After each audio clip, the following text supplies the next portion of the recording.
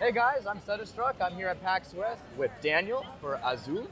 It's a really cool board game that also has a digital aspect, and I'm excited to hear about it. Daniel, tell us about the project. Tell us about the game. All right, so Azoove is a board game. It's designed as a board game, but currently we're on Steam. The reason we do this is because I'm a video game developer, and you can't patch board games. Eventually, we want to actually release this as a standalone box game. It's not a hybrid game, and it's not an adaptation. The video game is exactly the same as the board game. The story of Azoove takes place in the Azoove Desert, named after, game named after the desert. It is occurring in this world that I crafted for Dungeons and Dragons, and the story is based on a campaign that I played with my friends. You have my attention. It's inspired by the board game Ravine. It's inspired by Oregon Trail, of course. It's inspired by Frostpunk to some extent. It has a very important limited communication aspect. So for half the turn, you don't get to know what I have in my hand. Instead, we're going to pass cards to each other, and by doing that, we will try to communicate and Without talking to each other. without talking. Okay. And then we have to do some guesswork, some mind reading, some trust exercises to do the right play, and then both actions will resolve at the same time. Basically, all the steps in this game are roughly simultaneous, so both players play at the same time. Both actions get registered without the other one knowing, and then the game steps to the next step. We have this nice pamphlet that has the game steps to it, which we can raise to this camera real quick. There you go, yeah. And we'll go through them one by one as we try to play the game. The goal of the game is to progress 10 days through the Azoove Desert and reach the fountain city of Mizrak that has a sacred vault that will hold a cursed book. We want to return it to the library because it's infested with this fiend, who is the fiend of fortune that basically makes everything that can go wrong for us. The game has an intentional win rate that isn't that high because we want the game to be fairly challenging and even expert players to not have a guaranteed success. However, I tried not to make RNG destroy you on its own. Usually when you lose, you feel like you may have just had bad luck this turn, but usually it means you've had an accumulation of misplays and inaccuracies that eventually causes you to lose all your rations and die. lose all your rations, get too stressed, and not get to the city in time. You have 4 main resources we have to tend to here. We have stress, we have despair, which are bad things we want to reduce. Stress goes up to 10, and then over 10, so we can see, oh, this is 12 and so forth. If we're over 10, that's bad. Despair goes to 5 and then to 10, so over 5 is bad. Rations are good in orientation, our way forward, what we know about the path. Rations in orientation are good, we want more of them, however they're capped at 6 and 3. And at the end of each turn, we will check if we can make progress, and if we can, we will. And if we can't, we will have to rest. If we take a time to rest, we risk being too late. We have 2 rest days to spend, and if we try to rest over the 3rd time, we lose the game. So it's you're on a clock for multiple You are reasons. on a clock, you try to get 10 days without resting for 3. Additionally, if we ever end the day without a ration, we immediately starve and die. Oh god. So a difficult co-op D&D inspired experience where you have to rely on the communication of yourself and others to get through the desert. Correct. That is something I can get behind. That's really cool. We have 4 heroes. We're going to be playing 2 of them today. All right. Rin the Protector and Oriana the Dusk Seeker. They have some lore in the game. We're not going to dive too deep into them right now. The important bit is that each of them has their unique power. We'll talk about them in a second. Let's just go through the first turn and see what happens. The first thing that happens every turn is that we draw 3 cards from this deck. These are just numbers. They're action cards or energy cards, and they're just numbers. They're going to represent currency we can spend to play actions. They're open, and so we both can see each other's cards. That's very important because we're going to strategize even when not talking by the other person's value. For example, you remember that I currently am playing with 18 points. You're playing with 13 points. That's good to know. Also, an interesting mechanic is that instead of rolling dice, I've chosen to use a deck of cards for numbers. What does it do? you have had a pretty lame draw because have, the cards go yes. from 3 to 8, and so you've rolled pretty lowly. What's going to happen is that in a few turns, your karma is going to catch up, and you'll draw the high cards. Because it's a limited deck of the same cards. I So see. the deck contains 2 copies of 3 to 8, and so while if you draw your cards, your weak cards, you're guaranteed to draw the higher ones later, kind of normalizing things and making sure that you get to have your strong turns and your bad turns. Next thing that happens, as the phase descriptions say, you have one there if you want, is we draw a misfortune. Misfortune are these scary cards that represent the bad thing that happens each turn. This From is the our book. main adversity, the thing we're trying to beat. This turn, we have a frustrating forage.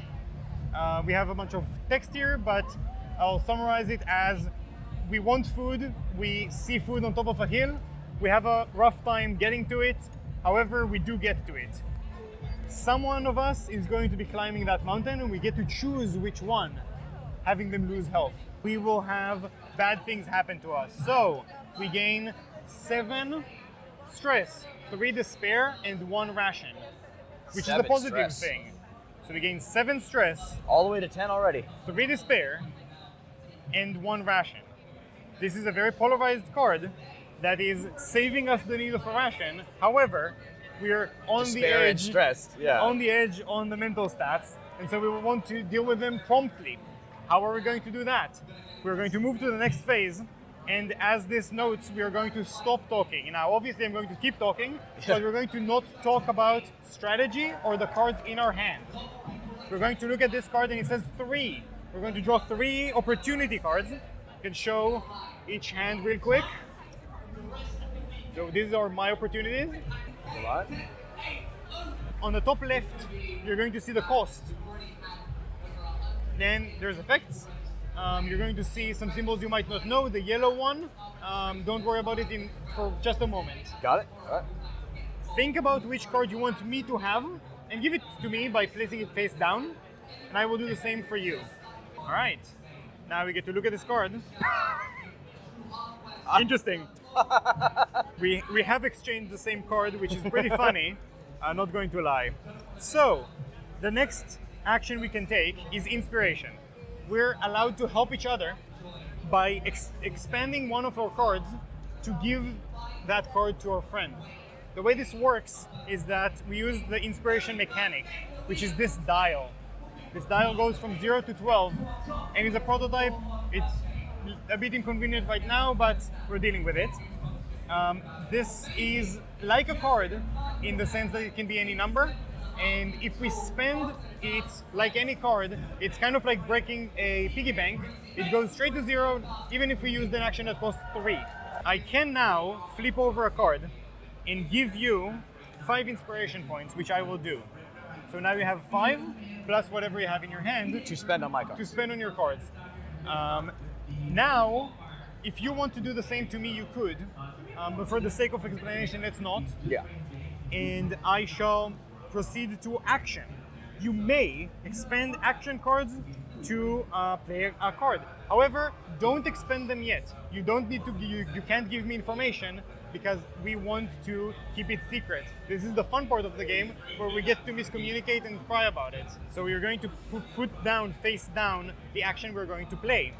You can do the same, and I'm not telling you what I did, and I'm not telling you how much it cost as well. Okay, and I can still use all these 3. You can absolutely use all of these 3 and your 5. All right.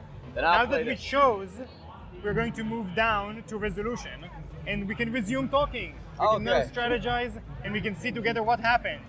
So, okay, it's very cool. So let's resolve these one by one real quick. I have to pay the cost, right? You have to pay the cost. I will pay 13 for I will my pay 10 introspection. and the 5, and 3 and the 5. I'll just pay everything? Yes, Yes. go ahead. because you can't save anything. Right. And going over, no refunds. Yeah, may as well. Yeah. Yep. However, Oh, we have a friend. we have a butterfly friend who wants the book. A little moth. Oh, It's a hello. moth. Hello, buddy. Hey there, friend. Come here. Come on, get out of here. We're getting a lot of cameos today. The illustrator who did these illustrations goes by Moth. Oh, he Online. came to say hi. Yeah, You know, they did. It's a blessing from Moth himself. That's a really fun fact. I'm going to have to tell this to my team. So we're going to lose 3 stress. Please have the honor of pushing things around. I wish that's how it worked in real life. 1 orientation. 1 orientation. All right, so one of these, huh? Yep. And we're maxed out. Oh, perfect. Now this. Minus -5 stress. Let's go down to 2. And I don't know what that does. So these are the inspiration points. So you expended your 5, but you get 3 now. The end of each turn, we discard these cards. However, inspiration remains. Oh. So inspiration is kind of a bank you can bank points with. But once you use it all. Yes. And we go to the last step of a turn, which is camp. So the turn actually hasn't ended, but we've spent these cards, so it doesn't matter. The last thing we can do is do camp actions in camp. Those are our camp actions here, and they also have a cost and have an effect. So if I had cards remaining, could I have spent it on these? Indeed. If you played a card that wasn't as expensive as your hand, you would still make a good play because you can then turn and do some camp actions. They do tend to be less efficient, but it's a good way to acquire resources that you didn't even draw or mitigate some problems you may have. The turn is now ending, and we will get an on-end day. We need to follow this rule set. I will do it pretty easy for us. We're going to consume a ration like every day, no matter what. If we have too much stress or despair, we can't make progress, but we are okay. And if we can make progress, we can expend our orientation to do so. We have to, in fact, spend our orientation to do so. And we do. If we didn't have them, we would be forced to spend one of our precious rest days. We spend an orientation, and we make a day of progress. The game will end either when we run out of rations, or if we make it to the end and get that book back to the cursed library. Correct. You mentioned to me that it's not often that the game people will finish. It is a really hard game that relies on communication, right? It is fairly hard. It depends on how you set up this misfortune deck. You can set it up to be fairly easy. You can set it to be fairly hard. I recommend playing it on fairly hard because it is more fun. Yeah, there you go. First-time players, how far do they usually get? Players who are more initially experienced with strategy games usually lose around day 7 or 8. That's specifically very consistent in the video game, which to some extent rigs the misfortune deck.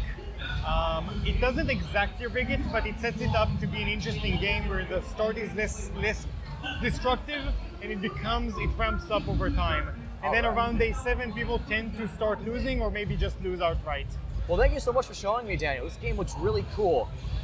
It's currently out on Steam, right? Yeah, so we're in early access on Steam. We're still improving the game because we cannot patch a board game. We haven't released it yet.